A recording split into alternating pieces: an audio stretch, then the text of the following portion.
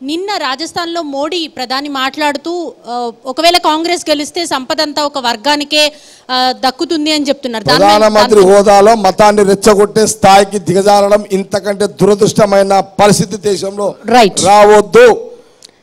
అంటే వాళ్ళు భయంలో పడ్డారు బీజేపీ, అందుకే మతాన్ని ప్రధానమంత్రి స్వయంగా రెచ్చగొడుతున్నాడు. ఇంతకంటే దౌర్భాగ్యము ఉండొద్దు. బలహీన పడుతుందనే మోడీ గారు రాజస్థాన్లో మతాన్ని రెచ్చగొట్టిండు. ఖచ్చితంగా మా ఆశ, మా నమ్మకం రాహుల్ గాంధీ. ఫైనల్లీ జగ్గారెడ్డి గారు, తెలంగాణలో లోక్సభ ఎన్నికల నేపథ్యంలో ఎన్టీవీ వేదిక ద్వారా ప్రజలకు ఏం చెప్పాలనుకుంటున్నారు?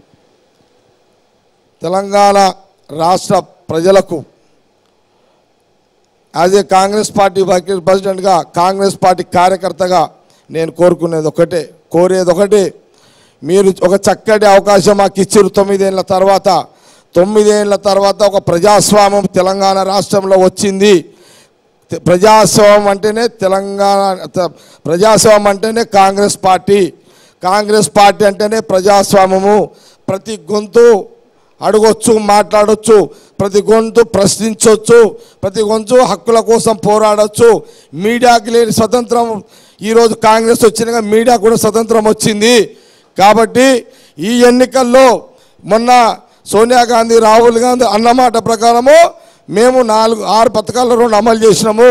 రేపు ముఖ్యమంత్రి గారు రేవంత్ రెడ్డి గారు చెప్పారు, ఆగస్టు 15వ తారీఖు లోపల 2 లక్షల రుణమాఫీ అయిపోతుంది. అది కాగానే మహిళలకు 2500 కూడా ఇమీడియట్లీ చేస్తాము. దయచేసి ఓటర్లారా, తెలంగాణ ప్రజలారా, మీ అందరు కోరుతున్నాము, మాకు రాహుల్ గాంధీ ప్రధానమంత్రి కావాలి. తెలంగాణ నుంచి 14 నుంచి 12 నుంచి 14 ఎంపీ సీట్లు గెలిపించాలని మేము ఈ ఎన్టీవీ ద్వారా యావత్ తెలంగాణ ప్రజానికానికి పదే మేము వేడుకుంటున్నాము. మాకు ఇంకా బలాన్ని ఇవ్వండి, మాకింత శక్తినివ్వండి, మా ఉనికిని కాపాడే దాంట్లో మాకు తోడ్పడండి. తప్పకుండా రానున్న ఇంకా మిగతా కాలం అంతా కూడా ప్రతి అభివృద్ధి జరిగి తీరుతుంది. మీరు కోరుకున్నట్టుగా అన్ని అభివృద్ధులు జరుగుతాయి. ఆ 9 ఏళ్ళలో మీరు నష్టపోయారు. ఆ నష్టాన్ని ఈ రానున్న కాలంలో ఆ నష్టాలని మేము క్లియర్ చేస్తూ మీకు మంచి పరిపాలన అందిస్తాము.